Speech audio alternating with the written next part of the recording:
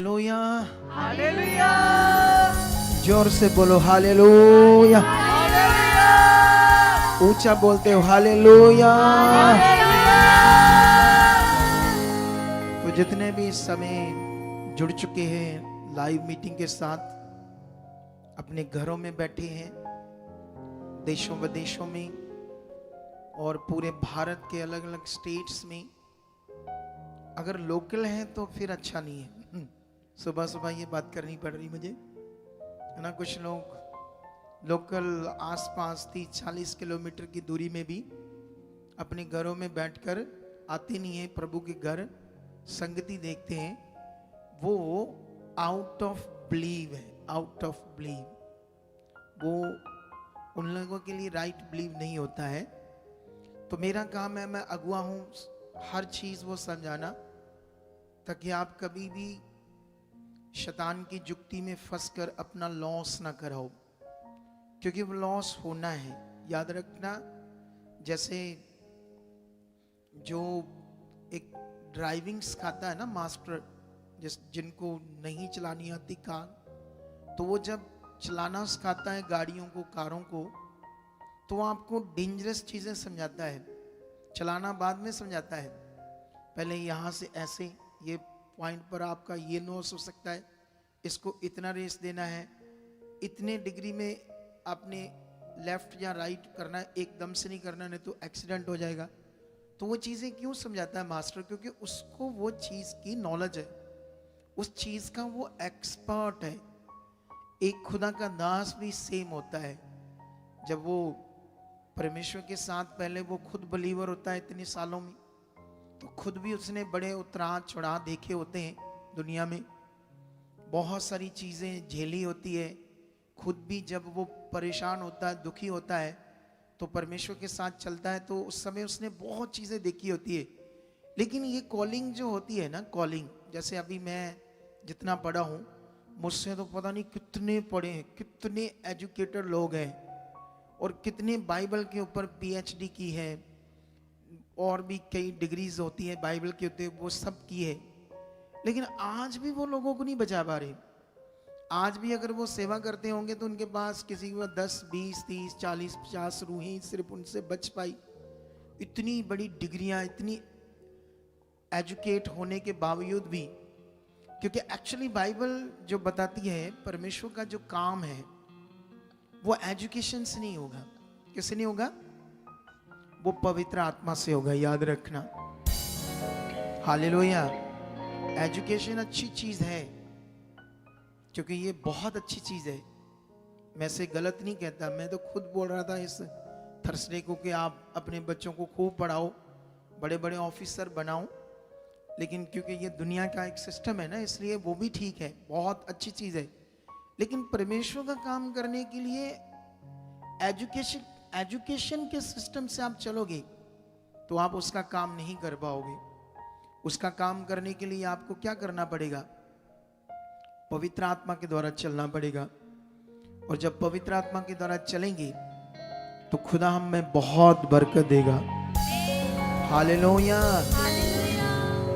तो मेरा विश्वास है कि जो अभी देख रहे हैं अपने घरों में, विदेशों में, अलग अलग स्टेट्स में, चलो पंजाब में भी परमेश्वर ने भी बरकत दे, ताकि उनका मन खोले, है ना। तो उन सबको भी जय मसीह की, आपको भी प्रेज द लॉर्ड एंड शलोम। तो आज की मीटिंग सचमुच पावरफुल है, और ये जो मैं शब्द बोल रहा हूं ये कहानी नहीं है, ये सचमुच आज की मीटिंग पावरफुल है। लेकिन अगर आप इसे ऐसे ही विश्वास करते हो, अगर आप ये विश्वास करते हो कि मेरे लिए सब कुछ परमेश्वर अच्छा कर चुका है, तो वो होगा।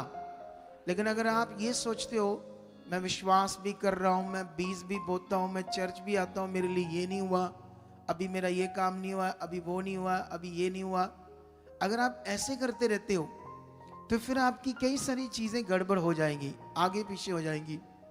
कितनों को बात समझ आती है? हालेलुया।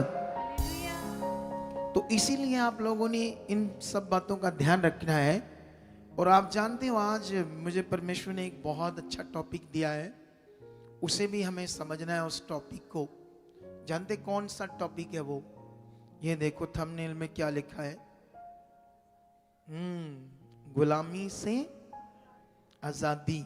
पिछले दिनों में हम जो आपको समझा रहे थे वो भी बड़ा पावरफुल था, है ना। वो पड़ा रहेगा वहां पर, आप उन सब पॉइंट को सुनते रहना। लेकिन ये और भी जबरदस्त परमेश्वर ने मुझे इस पर आपको टीच करने के लिए वर्ड दिया है। तो वो वर्ड अभी लगभग 70% दे दिया है, 30% अभी इधर ही भवन में रहते रहते कंप्लीट कर देगा परमेश्वर। अब ये सोच लो आप लोग कि परमेश्वर से जब हम वचन लेते हैं, ऐसा नहीं कि मुझे बाइबल की ये बात नहीं पता, वो बात नहीं पता, पता है, लेकिन उसके बीच में कुछ खास समझ देता है परमेश्वर, उसे कहते हैं परमेश्वर ने वचन दिया। हम पढ़कर ऐसे सिंपल सुना देंगे तो कविता टाइप हो जाएगा, है ना। वो जैसे स्कूल में हम वो क्या करते थे ना, जो लिखा हुआ उसको लर्न करते थे, कभी कभी उसको याद करने के लिए 10-15 दिन तक रोज 2, 3, 4, 5, 6 बारी रट्टा मारते थे ना। उस जमाने में जब मेरा पढ़ाई का जमाना था, उस समय तो रट्टा चलता था, रट्टा। हमें बहुत सारी चीजें मुंह जुबानी आती थी, फटाफट हम बोल देते थे। समझते हो कि नहीं समझते हो? लेकिन आजकल की एजुकेशन ऐसे नहीं है, मुझे पता है। रट्टा नहीं मारते, उसे समझते हैं, पढ़ते हैं क्या है और अपने दिमाग में सेट करते हैं ना। लेकिन रट्टा मारना कुछ और चीज है, रट्टा में अंडरस्टैंडिंग नहीं होती। तो स्टडी एजुकेशन एक अंडरस्टैंडिंग है। ऐसे ही परमेश्वर का वचन भी अपने लिखतों में क्या होता है। मैं ना आज कल रात को मैं पढ़ रहा था परमेश्वर का वचन, तो मैं मिस्र के ऊपर जो विपत्तियां आई थी ना, जैसे मधुमक्खियों का अटैक, मेंढकों का अटैक, ठीक है, पानी का लहू बनना, आसमान से जब वो क्या कहते हैं बर्फ के जो ओले होते हैं उसमें आग मिक्स होकर उस देश पर पड़ी, ठीक है। ऐसी बहुत पशुओं पर और आदमियों के ऊपर फोड़े समझते हो ना सारे आप लोग, वो निकल आए, ऐसी विपत्तियां। मैं जब वहां स्टडी कर रहा था, कुछ अजीब सी बातें मुझे समझ आई, वही बातें जो मैं पहले से आपको समझाता रहता हूं। कुछ ट्रांसलेटर की गड़बड़, कुछ चीजें ऐसे भी हुई, जैसे मान लो ये बात यहां लिखनी थी तो ये पहले लिख दी गई, जबकि 2-3 अध्याय या 2-3 पैराग्राफ के बाद लिखनी थी, वो पहले लिख दी गई। और जिससे वो अगर कोई समझदार है, जो विरोधी हैं, तो वो बहुत खींचेंगे बाइबल को, उल्टा पुल्टा बताएंगे। तो यही चीजें मैं हमेशा ठीक करने की कोशिश करता हूं, लेकिन हमारे बंदे क्या करते, मेरा ही विरोध करना शुरू कर देते हैं। क्या करना शुरू कर देते हैं? क्योंकि बाइबल में लिखा ना, कुछ बाइबल में लिखा तुम इसमें से कुछ ना घटाओ और ना बढ़ाओ। उसे भी समझना पड़ेगा क्यों परमेश्वर ने ऐसा कहा कि तुम कुछ घटाओ ना और बढ़ाओ ना, है ना। तो वो सब बातें मैं समझता हूं, ऐसा नहीं कि मुझे उन बातों को काट कर कुछ अपना मिक्स करना है, ऐसा कुछ नहीं है। मैं हमेशा ये कोशिश करता हूं कि जो परमेश्वर के लोग हैं वो कभी भी किसी बात से नेगेटिव ना हो, क्योंकि नेगेटिव होना सबसे खतरनाक है। सच्ची मैंने देखा, जो लोग नेगेटिव हो जाते हैं वो हमेशा फंसे रहते हैं इस दुष्ट की युक्ति में, और एक बेस्ट लाइफ, एक अच्छी लाइफ, एक गुड लाइफ जीने का जो हमें परमेश्वर ने पृथ्वी के ऊपर मौका दिया है, उसे फिर वो जी नहीं पाते, उलझन में रहते हैं। तो परमेश्वर ने हमें ये जिंदगी जीने के लिए दी या उलझन के लिए दी? आप बताओ मुझे। उलझन के लिए तो नहीं दी, लेकिन दुनिया में देखो, जब हम लोगों से मिलते हैं, लोगों की परेशानियां देखते हैं, लोग इतने बीमार दुखी हालातों में होते हैं, और कैसे दुखी होते हैं, उलझन भरी जिंदगी होती है। उन्हें कुछ समझ नहीं होता है जीवन का मकसद क्या है, सच्चाई क्या है, इस दुनिया का बनाने वाला क्या है। बस बुद्धि बंद है उनका, दिमाग कहीं से बड़ा हो जाए, पत्थर से हो जाए, दिए से हो जाए, किसी मटेरियल से मेरा बड़ा हो जाए, कैसे हो जाए, किसी पेड़ को माथा टेकने से हो जाए, किसी पशु के साथ कुछ करने से कुछ हो जाए मेरा भला, है ना। आज मैं सुबह सुबह जब मैं अपना चेक करना था इधर की कुछ बातें लाइव लू है ना। तो जब मैंने चेक करना था तो एक पंजाब का बहुत जबरदस्त क्रिकेटर है, एक टाइम में होता था, बड़ा अच्छा, और कॉमेडियन भी बड़ा है और एजुकेटेड भी बड़ा है, और पंजाब में बड़ा मंत्री रह चुका है। क्या नाम है उसका? है नवजोत सिंह सिद्धू, है ना। वाह, क्या आपका वो है समझने का तरीका। वो ना, उसकी वाइफ, वो जट सिख है बंदा, जात से क्या है, जट सिख है वो, नवजोत सिंह सिद्धू, ठीक है। तो उसकी वाइफ उस हिंदू बाबा के पास आज सुबह सुबह मैंने वीडियो देखी गई, जिसकी बहुत कॉमेडियन आती ना, कॉमेडियन वीडियो, अनुरुद्ध चार्या से क्या, अनुरुद्ध ऐसे करके नाम है उसका। मतलब उसने कम से कम पूरे इंडिया में 2-3 हजार लोगों को रोटी पर लगाया हुआ है। उसकी कॉमेडियन वीडियो बनाती है बहनें, बहुत कुछ करती है ना ऐसी चीजें। तो उसके पास गई तो वो कहता है ये देखो, ये बहन ने आज यहाँ आकर सबसे पहले गौमूत्र से स्नान किया, फिर उसको पिया, ऐसे बोल रहा था उसके बारे में उसकी। तो वो भी कहती हाँ जी हाँ जी। तो इस दुनिया में है ना क्या क्या चल रहा है ना, क्या क्या चल रहा है आप सोच लो। दुनिया सोचती, कहता है इसका कैंसर तभी गया, इसने गौमूत्र का सेवन किया और साथ में कुछ डाइट आयुर्वेदिक ली, लेकिन उसका वैसे प्रॉपर ट्रीटमेंट हुआ था। वो डॉक्टर है खुद, MBBS डॉक्टर है वो, उसकी पत्नी खुद, देख लो डॉक्टर भी, जब डॉक्टर क्या होते हैं और डॉक्टर करते क्या करते हैं। तो लोगों को नहीं समझ जिंदगी जीना क्या है, क्या है सच्चाई, क्या है परमेश्वर। अब तुम आए हो तो कई लोग बस काम तक सीमित रह जाते। आप जानते हो जब आप परमेश्वर की इच्छा को प्रॉपरली पूरा करने में ध्यान नहीं देते ना, फिर आप नॉर्मल हो जाओगे। फिर नेगेटिविटी काम कर रही होती है, आपको सही से चलने नहीं देती, सही से वचन पूरा नहीं करने देती, आप अजीब से होने लगते हो। फिर एक दिन वो तुम्हें मारेगी, तुम्हारे जीवन में गड़बड़ करेगी, तुम्हारी लाइफ में प्रॉब्लम क्रिएट करेगी, कई तरह के सिस्टम खराब हो जाएंगे, और फिर आपको समझ में नहीं आएगी मैं कहाँ गलत था, कहाँ मैं आगे पीछे था, कहाँ मैंने मिस्टेक कर दी, कहाँ मैंने परमेश्वर की बात को समझा नहीं, क्योंकि वो बुद्धि ऐसे बंद कर देगी नेगेटिविटी। तो क्या ऐसा चाहिए हमारी जिंदगी में? बोलो, नहीं चाहिए ना। तो इसीलिए जब आप परमेश्वर के साथ चुने जाते हो, चलते हो, शुरू से लेकर एंड तक कभी भी परमेश्वर की किसी बात को आगे पीछे ना करना। हर रोज धन्यवाद मैं कर चुका, ये बात परमेश्वर मेरी जिंदगी में, ये मैंने सीखा परमेश्वर, ये मेरी जिंदगी में हो चुका। क्योंकि ये जो गुलामी से आजादी का वचन है, ये देना बड़ा जरूरी था, परमेश्वर ने मुझे दिया। क्योंकि क्रिश्चियनिटी में क्या होता है ना, जैसे इसका मीनिंग कुछ गलत तरीके से समझा देते हैं और लोगों को कहते हैं चर्च मैंडेटरी नहीं है, परमेश्वर आपके साथ है, अगर आत्मा से भरा हुआ आप जिंदगी जी रहे हो तो बहुत अच्छे से जियोगे, ये है वो है, ऐसी बातें वो समझाते हैं, लेकिन उन्हें अनुशासन से बाहर कर देते हैं, अनुशासन से। लेकिन परमेश्वर का वचन हमें अनुशासन से कभी भी बाहर रहने की शिक्षा नहीं देता।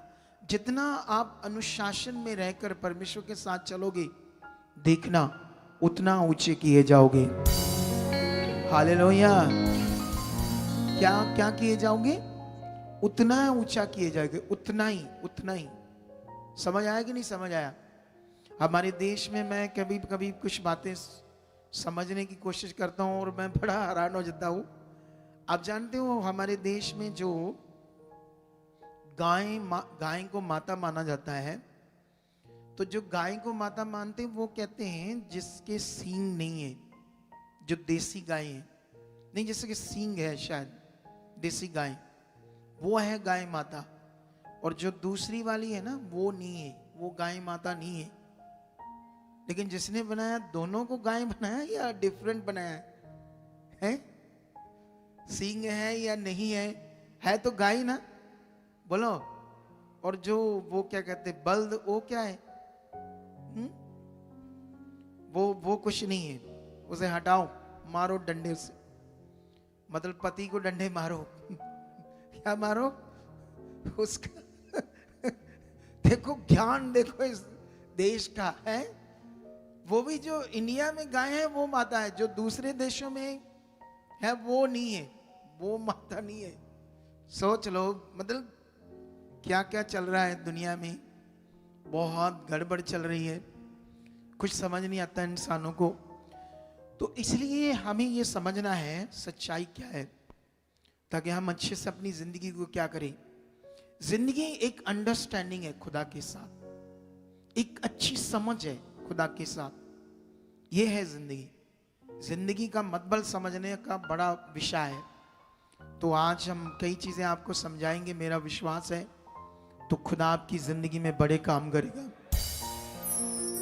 आपको बढ़ाएगा, चलाएगा, आपके जीवन में फालतू जो सोचे थे उसको खत्म करेगा, जो नेगेटिव बातें आपकी जिंदगी में वो खत्म करेगा, जो परमेश्वर ने आपके लिए फल रखे हैं, जो परमेश्वर ने आपके लिए बरकत रखी है, और जो हम गवाहियों से समझते हैं, लोगों की गवाहियां, कैसे लोग दुनिया में थे, पूरी दुनिया में ढूंढ डांड की,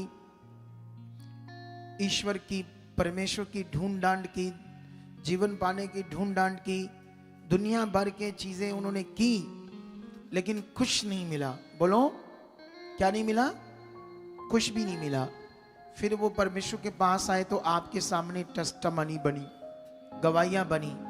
तो ये जो गवाहियां बनती है, ये जो प्रूफ है कि जीवित परमेश्वर है, और जब ये चीजों को हम समझ कर चलते हैं, फिर हम बहुत आगे बढ़ते हैं यीशु मसीह के नाम। तो मेरा बिलीव है कि आज ये पूरी मीटिंग में आप सीरियस रहोगे।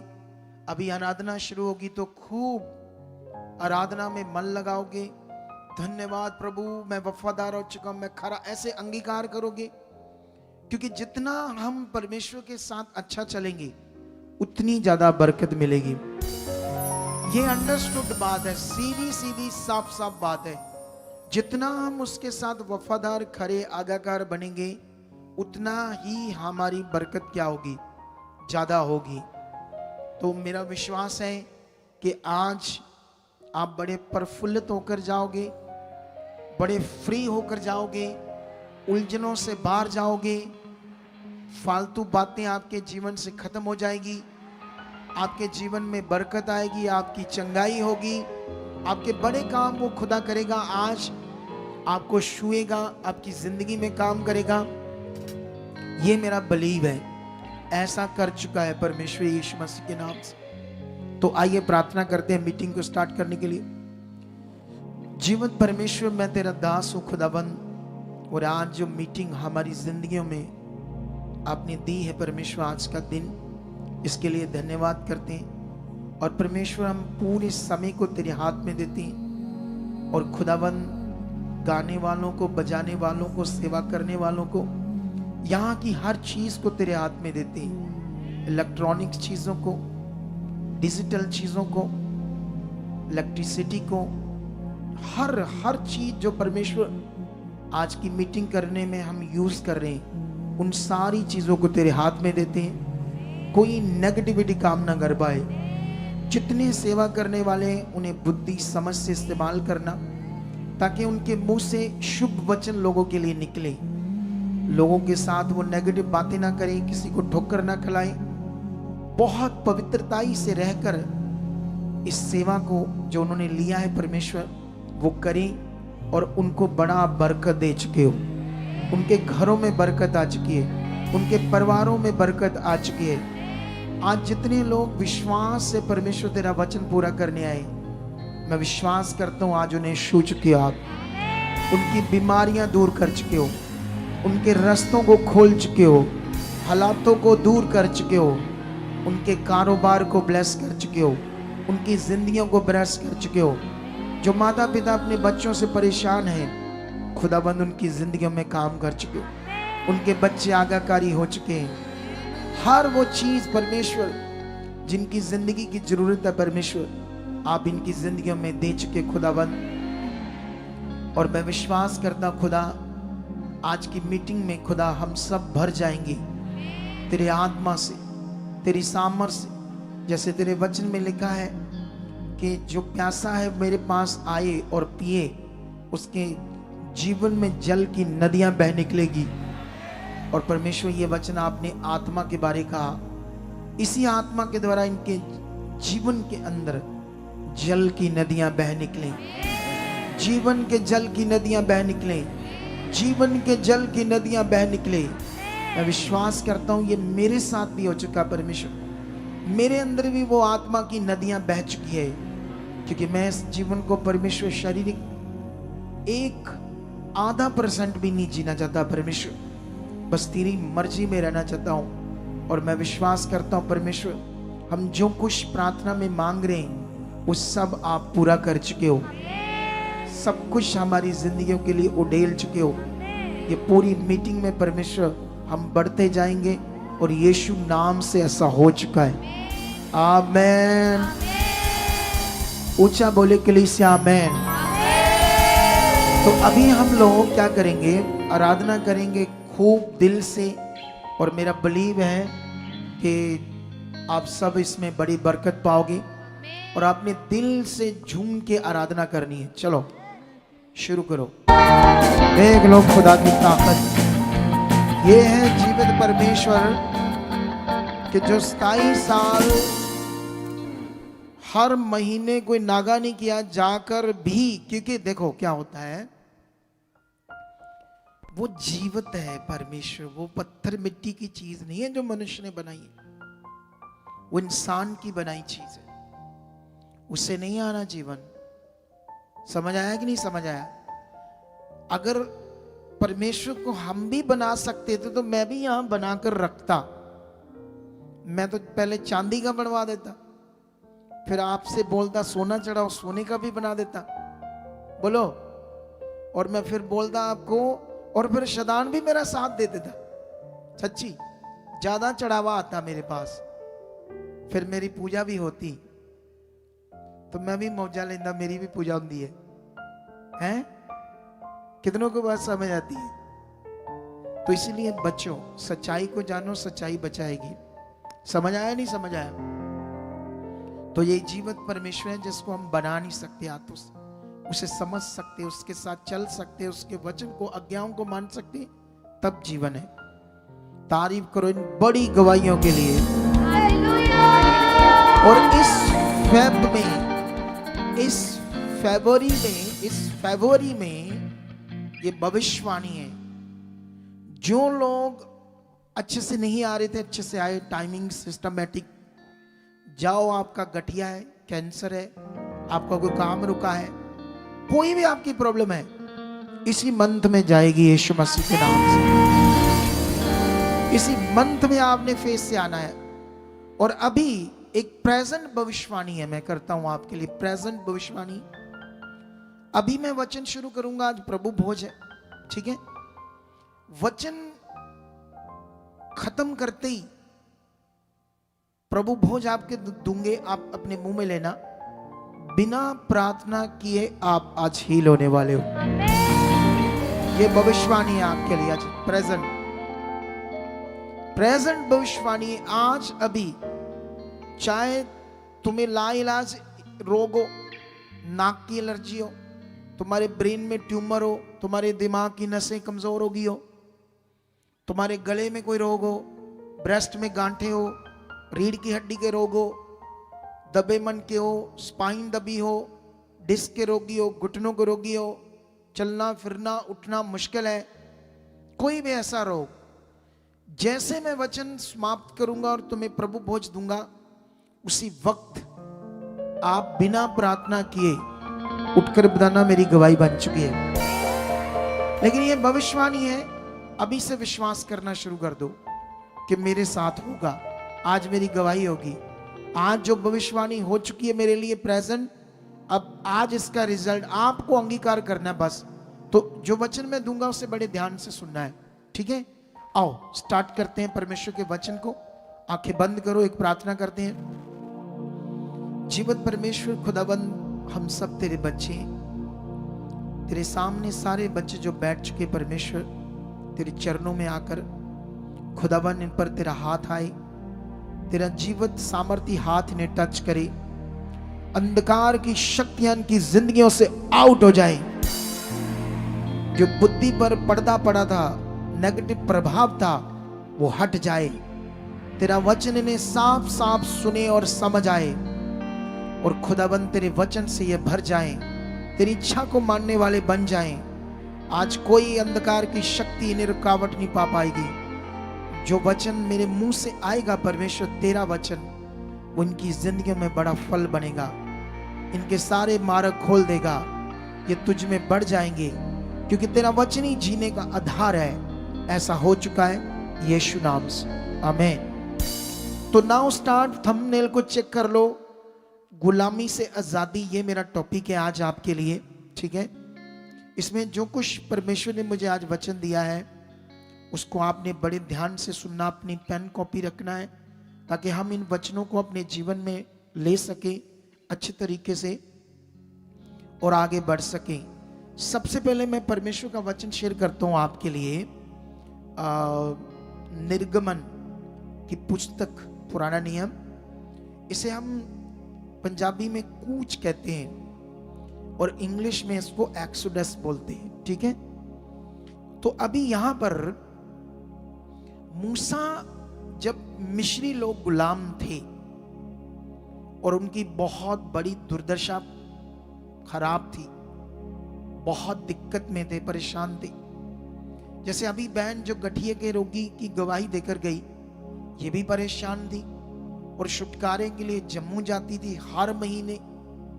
अगर ये 150-200 किलोमीटर जा सकती हर महीने, तो पंजाब के आर पार आसपास के स्टेट वाले क्यों नहीं आ सकते हर महीने, या 15 दिन में क्यों नहीं आ सकते? आ सकते हैं।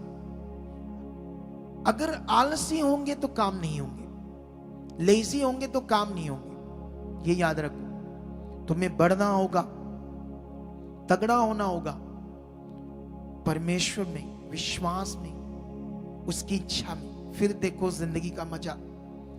लेकिन यहां पर वो लोग गुलाम थे तो पुकार रहे थे परमेश्वर को, और परमेश्वर ने पुकार सुनी।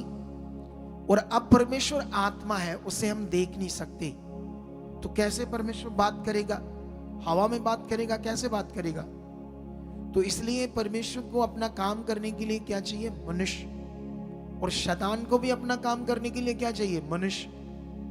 जैसे वो कहती, लोग गालियां निकालते हैं, बड़ी बातें करते हैं बाबा जी, तो मैंने कहा वो बातें तो होनी है, सुनते जाओ और बढ़ते जाओ, वो फालतू हमारे लिए है ही नहीं। वो जो बातें लोग करते हैं, वो कौन करवाता है? शैतान।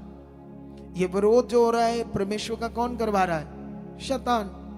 ये जो इतना व्यभिचार और गंदा प्रचार हो रहा है सोशल मीडिया के ऊपर, इतना ज्यादा गंदा प्रचार हो रहा है, वो शैतान करवा रहा है, ताकि लोगों को पवित्र परमेश्वर से दूर करके उन्हें बताऊंगी ये है मजे की लाइफ। परमेश्वर के साथ छठे कपड़े डालकर सिंपल से बनकर जिंदगी जियोगे। अरे ये निक्कर डालो, बहनों को बोलना निक्कर डालो, और वो ब्रेस्ट भी ऐसा कपड़ा डालो कि आधी नंगी नजर आए तुम्हारी, लोग अट्रैक्ट हो तुमसे, लड़के बूढ़े भी, उनके भी गंदे दिमाग हो जाते हैं देखकर। यह है शैतान का काम। कितनों को बात समझ आती है? लेकिन याद रखो, यहां पर जब वो पुकारते हैं तो परमेश्वर मूसा को चुनता है, और मूसा क्या कर रहा है? परमेश्वर को मना कर रहा, और कहता मैं बोल नहीं सकता अच्छे से, तो मेरी कैसे वो लोग सुनेंगे? फिर परमेश्वर उसको कहता है, तेरा भाई हरून देख तेरी ओर आ रहा है और तुमसे मिलने के लिए आनंदित है। लेकिन जो वचन मैं पढ़ाने वाला हूं, ये एक पॉइंट है जो आपके समझने के लिए। 16 में वो क्या कह रहा है? 15 में लिखा, इसलिए तू उसे ये बातें सिखाना। किसको? हारून को। और मैं उसके मुख के संग और तेरे मुख के संग होकर जो कुछ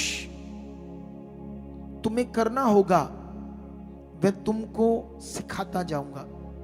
वह तेरी ओर से लोगों से बातें किया करेगा, वह तेरे लिए मुंह और तू उसके लिए परमेश्वर ठहरेगा। मेरा पॉइंट ये था, ये वाला पॉइंट। मूसा को वो कहता, तू हारून के लिए परमेश्वर ठहरेगा। कितनों को बात समझ आती है? अब मूसा परमेश्वर थोड़ी है, अब परमेश्वर उसको खुद कह रहा तो अपने भाई के लिए परमेश्वर सा ठहरेगा, ठीक है। और नीचे लिखा और तू इस लाठी को हाथ में लिए हुए जा और इसी से इन चिन्हों को दिखाना। अब एक वचन और पढ़ते हैं हम, ठीक है। ये वचन है, तब यहोवा ने मूसा से कहा सुन, मैं तुझे फ़िरौन के लिए परमेश्वर सा ठहराता हूं और तेरा भाई हारून तेरा नबी ठहरेगा। हालेलुया। ये देख लो, फिर परमेश्वर उसको कहता है, फ़िरौन उस समय मिस्र का जो राजा था, उसके पास मिलिट्री पावर, इतनी फोर्स, इतनी पावरफुल था, इतना शक्तिशाली वो राजा था। लेकिन परमेश्वर ने उसे कहा तू उसके सामने परमेश्वर सा ठहरेगा। कितनों को बात समझ आती है? ये वचन का क्यों महत्व मैं तुम्हें समझा रहा हूं, इसको अभी समझाता हूं, क्योंकि जो नेगेटिविटी है इस दुनिया में वो बड़ी तेजी से काम कर रही है, लोगों को बात समझ नहीं आती है।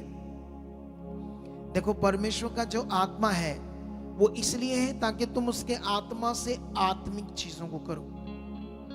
आत्मा से चलने का मतलब तुम्हारा शरीर, तुम्हारी सोच, तुम्हारा गलत विचार काम ना करे, तुम्हारा परमेश्वर का आत्मा तुम्हारे मन में, सोचों में काम करे, ताकि तुम परमेश्वर के साथ चलो, उसकी हर इच्छा को पूरी करो। इसलिए परमेश्वर का आत्मा है। परमेश्वर का आत्मा इसलिए नहीं है कि तुम अगुए के भी विरोध में जाओ। परमेश्वर का आत्मा कभी नहीं ऐसा करेगा। वो जो दुष्ट है आपकी जिंदगी में जब काम करेगा, वो आपको ऐसा बनाएगा, या आपका शारीरिक जीवन जब उभरेगा, तब आप ऐसे अनाज्ञाकारी में अपने अगुए के ऊपर भी उंगली उठा सकते हो, उस पर दोष लगा सकते हो। कितनों को बात समझ आती है? या आजकल तो ये आम हो चुका है कि आजकल जो विरोध करने वाली वीडियो बनाते हैं, उनके जो फॉलोअर्स होते हैं कुछ थोड़े बहुत, वो विश्वासी जो होते हैं वो अजीबोगरीब कमेंट्स करते हैं दासों के ऊपर, जबकि न्याय करना परमेश्वर का काम है। किसी मनुष्य के हाथ में न्याय करने का काम नहीं दिया गया। तो इसीलिए ये बातों को समझना आपने। और अब मैं तुम्हें नए नियम में लेकर चलता हूं ताकि मैं तुम्हें आज की पिक्चर समझा सकूं, परमेश्वर के वचन की पिक्चर, और तुम अपने मन को पक्का कर सको और खुद भी वफादार और आज्ञाकारी बन सको।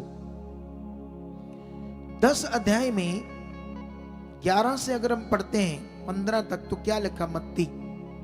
मत्ती 10 अध्याय 11 से लेकर 15 तक मैं पढ़ता हूं। क्या लिखा?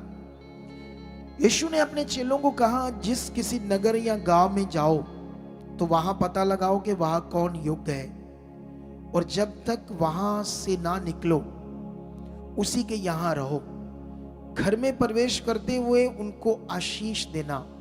यदि उस घर के लोग योग्य होंगे तो तुम्हारा कल्याण उन पर पहुंचेगा, परंतु यदि वे योग्य ना होंगे तो तुम्हारा कल्याण तुम्हारे पास लौट आएगा। जो कोई तुम्हें ग्रहण ना करे और तुम्हारी बातें ना सुने, उस घर या उस नगर से निकलते हुए अपने पांव की धूल झाड़ डालो। मैं तुमसे सच कहता हूं, न्याय के दिन उस नगर की दशा से सदोम और अमोरा की दशा से भी अधिक सहने योग्य होगी। सुनो ध्यान से। पहले पुराने नियम में यहोवा परमेश्वर और नए नियम में यीशु। पुराना नियम पढ़ोगे, नया नियम पढ़ोगे तो सारी पिक्चर साफ हो जाएगी। परमेश्वर की विल, इच्छा क्या है, और तुम्हारे लिए ये सबसे खास चीज है, परमेश्वर की विल, जिस पर आपने ध्यान देना है। उसने मुझे चुना क्यों? मैं अंधकार में था, संसार में था, और मैं परमेश्वर को ना जानकर मटीरियलिस्ट चीजों को पूजा कर रहा था, और जीवित परमेश्वर की मुझे समझ नहीं थी, मैं गुलाम था। लेकिन परमेश्वर ने जब तुम्हें अपने अद्भुत ज्योति के राज्य में बुलाया है, तो अब तुम्हें यहां क्या करना है, ये बड़ा विषय। ऐसे नहीं आना है, बैठना है, उठना, चले जाना है, या दिमाग पीछे है तो पीछे जाओगे। दिमाग आगे है गॉड की और परमेश्वर की और, तो फिर आगे जाओगे। दिमाग परमेश्वर में बढ़ना है, दिमाग परमेश्वर के साथ खड़े होना है। मैं जो परमेश्वर कहता है वो करना है, तो फिर आगे जाओगे। समझ आया नहीं समझ आया? लेकिन यहां पर क्या होता है, यीशु अपने चेलों को शिक्षा देता है कि तुम जिस जिस नगर गांव में जाओ, वहां पर अगर कोई अच्छा मन वाला है, तुम्हारी बात को सुनता, तो उस घर में भी तुम रुक सकते हो। और उसके बाद वहां जो भी लोग होंगे, तुम उन्हें आशीष देना। अगर लोग आगे से तुम्हारी आशीष का वचन जो बोला जाएगा उस पर फेथ करेंगे, अपना मन रखेंगे, तो वो आशीष उन पर ठहरेगी। अगर मैं यहां हीलिंग शब्द बोलता हूं, तो क्यों कुछ लोग अपनी गवाही देने आते हैं और बाकी लोग क्यों नहीं देने आते? क्यों देने नहीं आते? क्योंकि वो सोचते हैं मैं हर बार ही यहां हीलिंग शब्द होते हैं, हर बार मैं रिसीव करता हूं, तो वो सुनते सुनते हो जाते हैं नॉर्मल। क्या हो जाते हैं? तो नॉर्मल हो जाते हैं। तो इसलिए नॉर्मल मन से काम नहीं होना। इसीलिए शायद परमेश्वर ने आज तुम्हें वचन दे दिया कि आज प्रार्थना से पहले तुम्हारे जीवन में काम हो जाएगा। ये भविष्यवाणी। अब इस पर अपना मन रखना। होना है, तुम्हारी बैठे बैठे चंगाई होनी है। अगर बैठे बैठे वो भाई जो लकड़ी का काम करता था, इतना नशा करता, सब कुछ खत्म हो गया, पथरियां आ गई उसकी बॉडी में, ऑपरेशन भी हो गया, फिर से पथरियां बन गई, कान से रेशा, नशा, गरीबी, श्रापित जिंदगी जी रहा था। फिर जब आया तो प्रेयर भी नहीं कराई, सुनने लगा, ध्यान देने लगा, रिसीव करने लगा। घर गया, एक दिन पथरियां टूटकर बाहर, रेशा बंद और बिजनेस स्टार्ट, बरकत आई। ये था जो वचन मेरे मुंह से निकला, उसने काम किया तब जब उसने रिसीव किया। और यहां पर अब पुराने नियम में क्यों परमेश्वर ने मूसा को कहा हारून के लिए तू परमेश्वर सा ठहरेगा और मूसा के लिए भी परमेश्वर सा ठहरेगा? क्योंकि मैं तेरे जीवन को ऐसा इस्तेमाल करूंगा, तेरे मुंह को अपने वचन के लिए, तेरे मुंह से, तेरे मुख से जो वचन आएगा वो मैं दूंगा। लोगों को परमेश्वर जैसा तू ठहरेगा। फिरौन शक्तिशाली राजा था, लेकिन परमेश्वर से इस्तेमाल करके उस देश की नींवों को हिला रहा था, चमत्कार कर रहा था।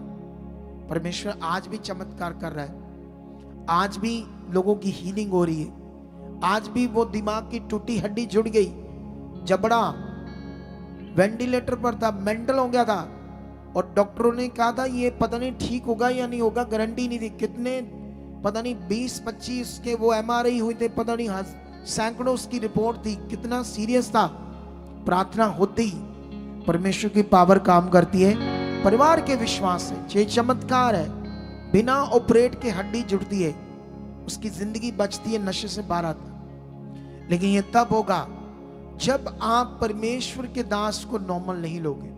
नॉर्मल लेने का मतलब, अगर नॉर्मल लिया तो आपको विश्वास नहीं आएगा वचन पर। इसीलिए यीशु मसीह ने कहा कि जो योग्य होंगे उन पर तुम्हारा कल्याण ठहरेगा, जो योग्य नहीं होंगे तुम्हारा कल्याण वापस आ जाएगा। और जो तुम्हें ग्रहण नहीं करेंगे, अगुए की तरह नहीं ग्रहण करेंगे, उस नगर से बाहर निकलते ही अपने पांव की जुत्ती झाड़ देना।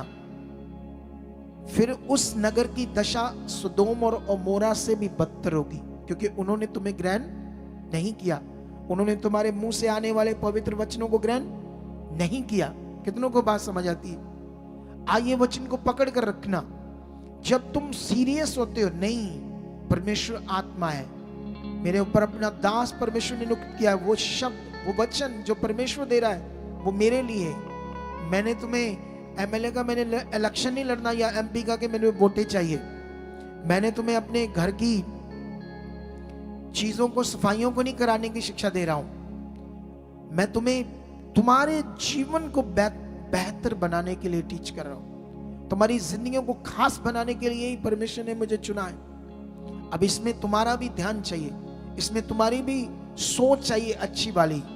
लेकिन अब इस वचन के बाद जब हम ये सारा पढ़ते हैं तो हमें समझ आती है कि परमेश्वर कितना ताकतवर है। वो क्या कर सकता है? वो सब कुछ कर सकता है। पुराना नियम का मतलब क्या है इस समय? मतलब क्या है इस समय आपके लिए? जो वचन आपको मिल रहा है वो परमेश्वर का है। यस, परमेश्वर ने आज भविष्यवाणी कर दी, तुम्हारे बैठे बैठे चिंगाई होगी तो होगी, यस होगी। अब इस वचन को कैसे लेना है? मन खुलना चाहिए। आप जानते हो पक जाते हो जब आप शरीर में, जितना मर्जी अच्छा वचन हो असर नहीं होता। जब शरीर में पक जाते हैं, आत्मा में पक जाओगे तो छोटी सी बात भी धन्यवाद प्रभु ये हो चुका, तो रिजल्ट आ जाएंगे। एक छोटे से वचन से भी तुम्हारे रिजल्ट आने लगेंगे जब तुम आत्मा में पक जाओगे, जब तुम आत्मिक जिंदगी में सेट हो जाओगे। यह बड़ा विषय है। यहां पर मैं तुम्हें गुलामी से आजाद होने की बात समझाता हूं पुराने नियम से। ये क्या नियम है? अभी ये चलेगा, ये वचन 2-4 हफ्ते लगातार चलेगा, 4-5 हफ्ते पक्का चलेगा। मैं इस पर टीच करता रहूंगा आपको, ताकि आपको इस वचन से समझ आए। यहां पर जैसे मिस्र में इजरायली गुलाम थे, आज भी दुनिया शैतान की गुलाम है, पाप की गुलाम है, बीमारियों की गुलाम है, दुष्ट आत्माओं की गुलाम है और गरीबी की गुलाम है। गरीबी एक शराब है जिसे यीशु मसीह तोड़ने आया। कितनों को बात समझ आती? तुम्हें परमेश्वर ने इसलिए नहीं चुना कि तुम भूखमरी की जिंदगी जियो। तुम्हें इसलिए परमेश्वर ने बुलाया कि तुम्हारे पास कुछ ना हो, वो सब कुछ तुम्हें देगा।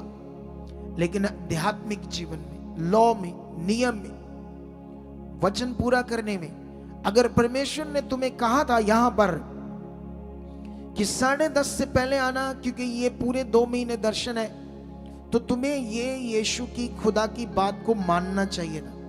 इसको मानने से बरकत आनी थी, काम होने थे, जीवन में कुछ अच्छा होना था। लेकिन हम सुनते और चले जाते हैं। और याकूब की पत्री में लिखा है, जो वचन सुनता है और उस पर चलता नहीं, अपने आप को धोखा देता है।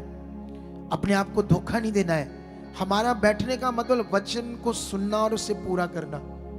यहां वचन पूरा करना। आप तांत्रिक बाबा के पास जाओगे, पैसे दोगे, वो आपको कील ठोकने के लिए देगा।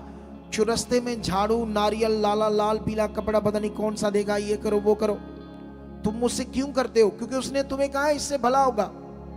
यहां मतलब ये नहीं कि सिर्फ बैठना है और यहां जब लंगर लगा थोड़ा खाना और घर में चला जाना, ये मीनिंग नहीं है। मीनिंग ये मैंने क्या सुना, मीनिंग ये खुदा मुझसे क्या चाह रहा है, आज मेरी कौन सी आज्ञा मेरे जीवन में जो गड़बड़ थी मैं पूरा नहीं करता, आज खुदा ने मुझे ये सिखाया है। हाँ ये बात सिखाई, हाँ ये बात मेरे लिए। कितनों को बात समझ आती है? लेकिन यहां पर मैं आपको समझाता हूं, जब वो बड़ी दुर्दशा में पड़ रहे, वो गुलाम थे, उन्हें मार पड़ती थी। और जानते हो उनको खाना भी अच्छे से नहीं मिलता था। पैसा तो दूर की बात, पैसे नहीं मिलते थे सारा दिन काम करने के। गुलाम थे इसलिए काम करना पड़ता था। अब परमेश्वर के लोग थे और परमेश्वर को भूल चुके थे। क्यों? मिस्र का कल्चर अपना लिया था उन्होंने। आज मैंने देखा एक वीडियो मेरे सामने आई, वो चर्च में शादी हो रही है और चिट्टे कपड़े डाले उसने, ब्राइड दुल्हन ने, और वो उनका निकाह हो रहा है और लास्ट में वो संदूर डाल रहा है। क्या डाल रहा है? देख लो, ये दूसरी कम्युनिटी की रीति है, हमारी नहीं। हम सब कुछ वचन के साथ करते हैं। ये धीरे धीरे क्रिश्चियनिटी को पास्टर बिगाड़ देंगे। कुछ ऐसे सेवक जो वचन को नहीं जानते होंगे अच्छे से। और जानते हो शारीरिक लोग क्या करेंगे? उनको तो ऐसे चाहिए, क्योंकि तो मोतियस की बुक में लिखा है, ऐसे दिन आएंगे जब लोग खरा वचन नहीं सुनेंगे और अपनी शारीरिक अभिलाषाओं के कारण ऐसे अगुए ढूंढेंगे जहां पर सब कुछ करने की इजाजत हो, शराब पीने की, व्यभिचार करने की, रंगरलियां मनाने की, दुनिया में कुछ भी करने की। वो नष्ट हो जाएंगे लोग, वो रूहें नष्ट कर देगा शैतान, क्योंकि वो संसार में लिप्त हो गए। इसीलिए कहा, जब तुम मसीह में नई सृष्टि हो तो तुम संसार के लिए मर गए, संसार अब तुम्हारे लिए खत्म है। ऐसा नहीं कि अब तुम अच्छी जिंदगी नहीं जी सकते, जी सकते हो। अच्छे कपड़े नहीं पहन सकते, पहन सकते हो। ज्वेलरी नहीं डाल सकते, थोड़ी बहुत ही डाल सकते हो। कितनों को बात समझ आती? परमेश्वर कुछ नहीं कहते, वो मन साफ रखने की बात करता है। वो अच्छे कपड़े पहनने से मना नहीं करता, अच्छी गाड़ियां खरीदने से मना नहीं करता, दुनिया के घर है उनसे भी अच्छे बनाओ, वो कहता बनाओ लेकिन रहो मेरे साथ। समझ आया नहीं समझ आया? ये उनके कल्चर को अपना चुके थे, इनके जो पुरखा लोग थे वो डेथ करके थे, इसलिए ये गुलाम थे। इनका सबसे बड़ा पुरखा था यूसुफ, जो इनको राजा बनाया था उस देश में। इसने ये राजे रानियों की तरह जी रहे थे। उस देश का जो राजा था वो भी मर गया, यूसुफ भी मर गया। ये धीरे धीरे, जैसे कुछ माता पिता अच्छे से परमेश्वर के साथ नहीं चलते और ना ही अपने बच्चों को प्रेरित करते हैं, ना उनके लिए प्रार्थना करते हैं। अगर बात करो तो कहेंगे इनकी मर्जी है, ये जवान हो गए, बड़े हो गए, क्योंकि उनकी खुद बुद्धि बंद अभी, इसलिए अपने बच्चों की तरह सीरियस नहीं, उनकी रूप बचाने में सीरियस नहीं है। अगर आप उनके लिए प्रार्थना करोगे, उन्हें बताओगे, पॉइंट अलग से लाओगे, मीटिंग कराओगे टीम से, मौका लगा मुझसे, तो वो बच्चे बढ़ जाएंगे और वो बच जाएंगे, तुम्हें तंग नहीं करेंगे। और फिर एक दिन ऐसा नहीं आएगा कि वो किसी लड़के या लड़की से भाग जाएंगे और तुम्हें गांव में शर्मिंदा करेंगे, तुम्हारी नाक कट जाएगी। फिर ऐसा दिन तुम्हें देखना नहीं पड़ेगा जब वो आत्मा में बढ़ जाएंगे। सही समय परमेश्वर उनके लिए राइट पर्सन को शादी के लिए लेकर आएगा उनकी लाइफ में। कितनों को बात समझ आती? लेकिन यहां पर क्या होता है, हम पढ़ते हैं वचन, यहां पर मूसा और हारून तैयार होकर उस राजा के पास जाते हैं। यहां एक बड़े जबरदस्त पॉइंट है जो सीखने वाले हैं। जब राजा के पास जाते हैं तो राजा को वो कहते हैं ये परमेश्वर के लोग हैं सारे इजरायली, इन्हें छोड़ दे, ये अपने परमेश्वर यहोवा के लिए जाकर क्या करें, बलिदान करें। वो आगे से कहता यहोवा कौन है, मैं नहीं उसे जानता और मैं इन लोगों को नहीं छोड़ूंगा। जाओ तुम भी जाकर अपना बोझ उठाओ, काम करो तुम भी, जो तुम्हारी ड्यूटी है, जो हमने तुम्हें दी है। कितनों को बात समझ आती है? वो कहते अगर तूने इन्हें नहीं छोड़ा तो परमेश्वर इस देश में मरी लेकर आएगा या तुम्हारे ऊपर तलवार चलाएगा। अब वो राजा क्या जानता है परमेश्वर कौन है, जैसे दुनिया नहीं जानती। दुनिया को जब आप बात करते तो वो कहते क्या बात करते हो, हमारा भी है, हमारे पास भी है परमेश्वर, हमारे घर में है, इतनी की जगह में हमने रखा उसको, आओ दिखाएंगे तुम्हें। कितनों को बात समझ आती है? लेकिन अभी तुम्हें समझना होगा यहां पर क्या हो रहा है। 4 से पढ़ते क्या लिखा है, निर्गमन, कूच, एक्सोडस की बुक 5 अध्याय उसकी 4 ऐसे लिखा, मिस्र के राजा ने उनसे कहा, हे मूसा, हे हारून, तुम क्यों लोगों से काम छुड़ाना चाहते हो? तुम जाकर अपना अपना बोझ उठाओ।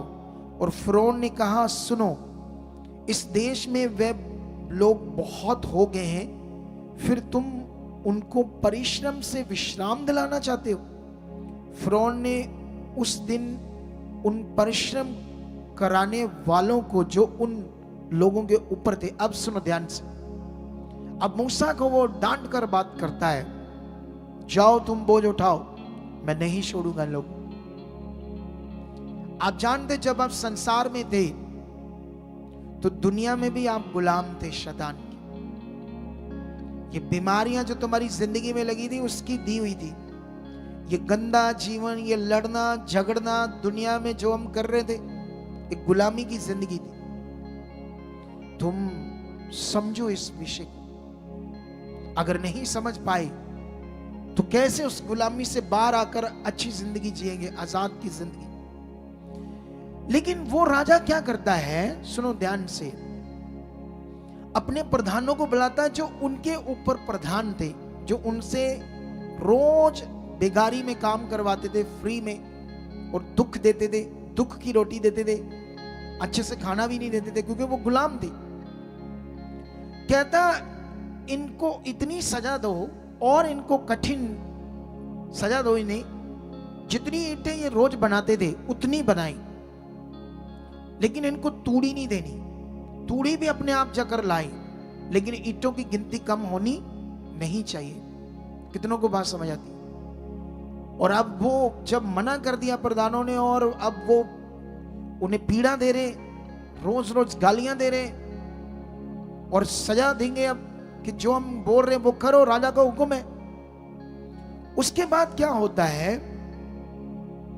अब वो इतने परेशान हो गए क्योंकि ईंटें उतनी बनानी पड़ेगी बिना तूड़ी दिए। तूड़ी अब अपने आप कहां से लाएंगे? बाहर गए, घास फूस तोड़ा, है ना, उसको काटा कूटा, जो भी उनके पास औजार थे, लेकिन वो बात नहीं बढ़ रही उससे।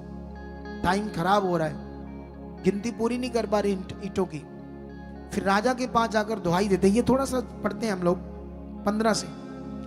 तब इजरायलियों के सरदारों ने जाकर फिरौन की दुहाई ये देकर ये कहकर दी, तू अपने दासों से ऐसा बर्ताव क्यों करता है? तेरे दासों को पुआल तो दिया नहीं जाता और वह हमसे कहते रहते हैं कि ईंटें बनाओ, और हमें बड़ा प्रेशर करते हैं, और तेरे दासों से मार भी खाते हैं। अब मार पड़ रही, कोड़े पड़ रहे। सोच कर देखो इनका हालात। आप जानते हो जब आजादी की बात आई, जब खुदा आजाद करवाने का टाइम लेकर आता उनके लिए, शैतान अपना काम करता है ताकि वो गुलाम रहे। अब परमेश्वर तुम्हें लेकर आया है, अब तुम्हारा टाइम आ चुका है आजाद होने का। नए लोगों का, कोई भी लोग हो जो अभी भी किसी गुलामी में, अपनी सोच की गुलामी में, अपनी व्यभिचार की सोचों की गुलामी में, अपने फोन से सारा दिन टाइम खराब करने की गुलामी में, माता पिता से झगड़ने की गुलामी में, नशा करने की गुलामी में, शराब पीना, बीड़ी पीना, सिगरेट, तंबाकू, अलग अलग नशे एक बार करते हो तो कितना डैमेज करता है तुम्हें शैतान, कितना तुम्हें श्रापित करता है शैतान इन चीजों के कारण। समझ आया? नहीं समझ आया? जब हम इन बातों को नहीं समझते, शैतान अब नहीं चाहेगा कि तुम उसकी इच्छा पूरी करने से बाहर जाओ। जब परमेश्वर तुम्हें यहां लेकर आता है तो वो विरोध करवाता तुम्हारे घर से या किसी भी तरीके से, किसी भी तरीके से। अभी एक बहन इधर से जा रही थी, रास्ते में उसको कोई और बहन मिली, उसने कुछ इतना सा ना कोई प्रोडक्ट दिया कि ये लगाया कर, तेरा भला हो जाएगा। अब ऐसी चीजों में भी पड़ जाते हैं। कितनों को बात समझ आती है? क्योंकि उसका कोई हालात था, तो हालात किसने दूर करना है? परमेश्वर। कैसे? विश्वास। विश्वास क्या होता है इसको अभी और समझेंगे। लेकिन यहां पर जब वो राजा को बोल रहे कि तेरे दासों ने हमें बहुत मारा है, और उनको नहीं पता था कि ये राजा का हुक्म है, और वो अपनी बेचारे फरियाद लेकर गए कि हमें बचाओ राजा जी, हम तो पहले से तेरे गुलाम अच्छे से कर रहे थे, लेकिन अब तूड़ी बंद हो गई है, हमें देना तो हम उतनी ईंटें नहीं बना पा रहे थे, हमें उसके बदले में बहुत प्रेशर किया जाता है, मारा जाता है।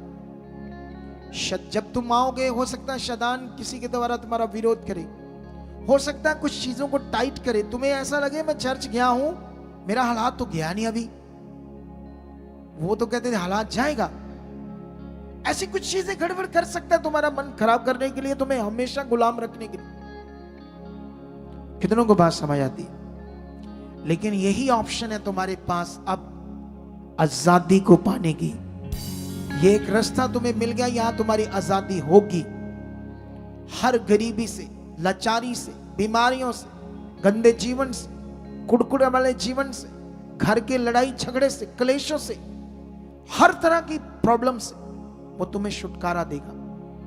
कितनों को बात समझ आती है? जब वो तुम्हें छुटकारा देगा तो छुटकारे के नियम को पकड़ कर रखना होगा। मैं थोड़ा सा आगे पढ़ता हूं, फिर मैं कंप्लीट करता हूं। परंतु दोष तेरे ही लोगों का है। फिरौन ने कहा, तुम आलसी हो।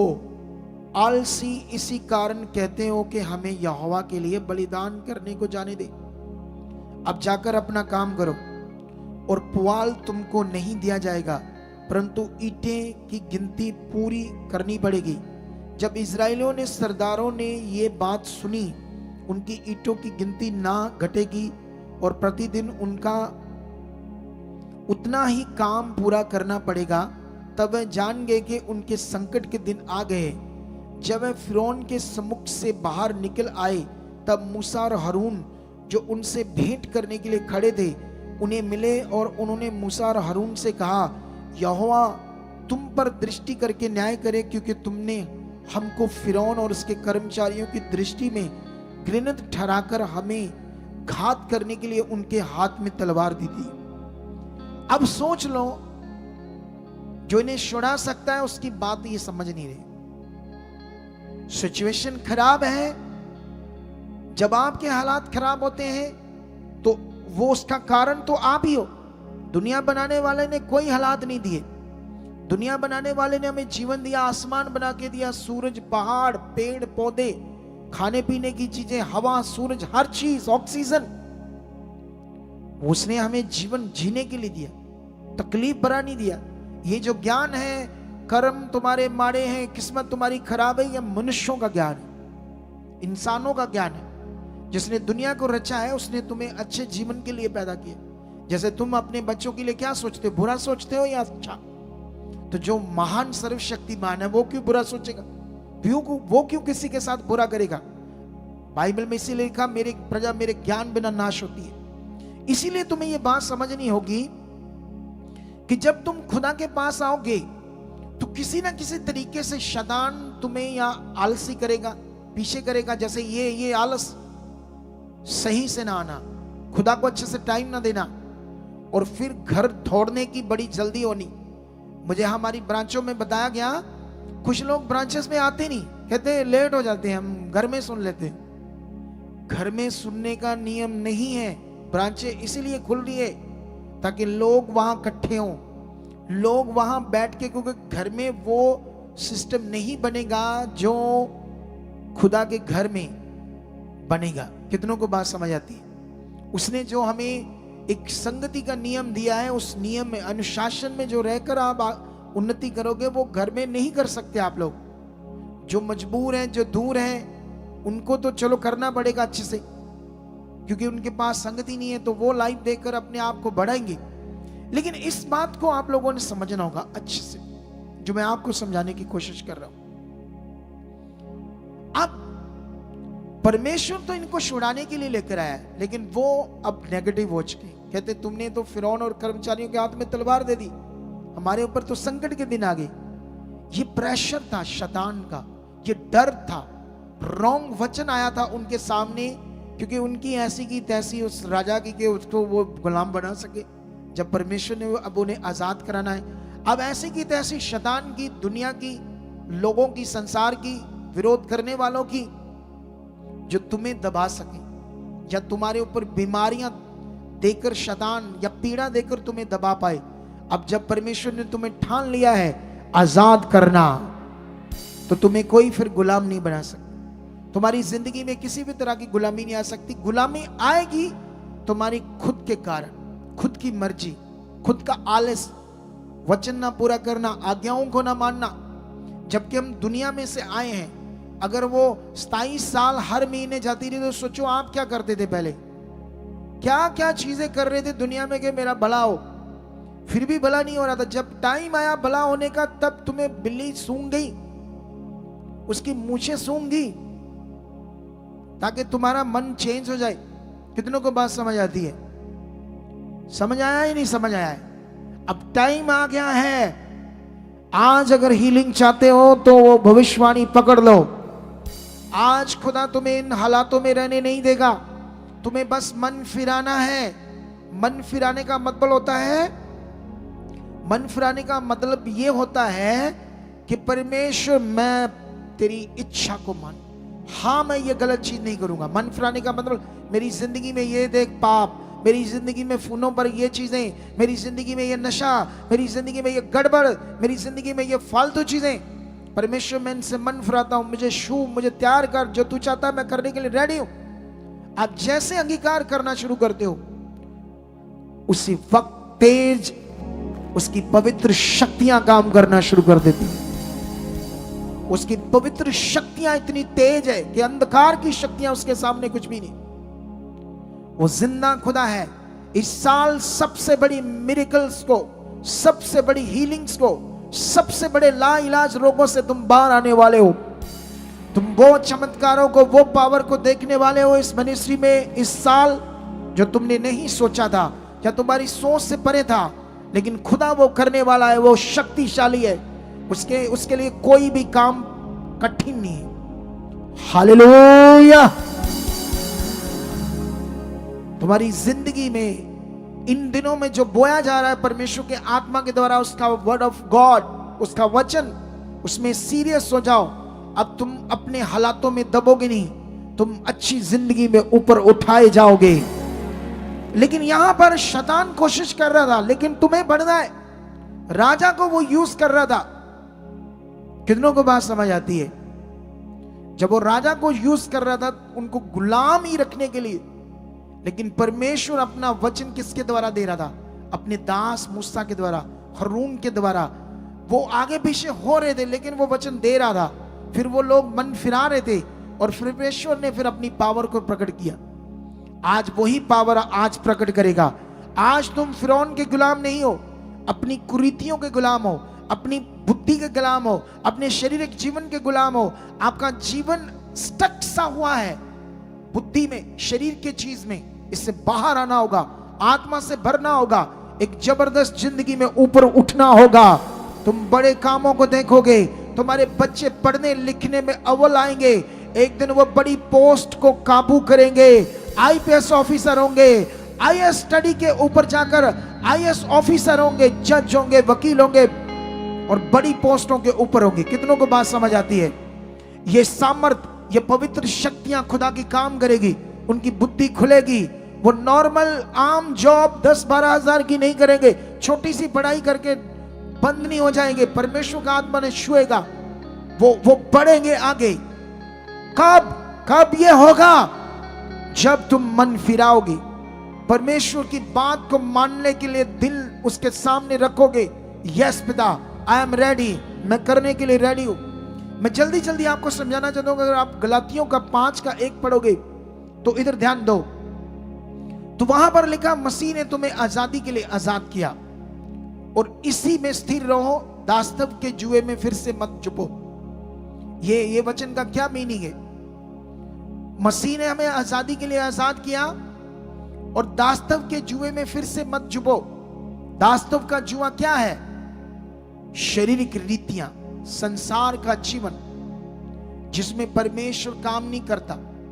पवित्र आत्मा शोकित होता है जब तुम रगड़े झगड़े शारीरिक जिंदगी जीते हो, अपने घर में लड़ाई क्लेश करते हो, नशे करते हो, विरोध करते हो, गलत चीजों को करते हो, तो परमेश्वर तुमसे खुश नहीं होता। कितनों को बात समझ आती?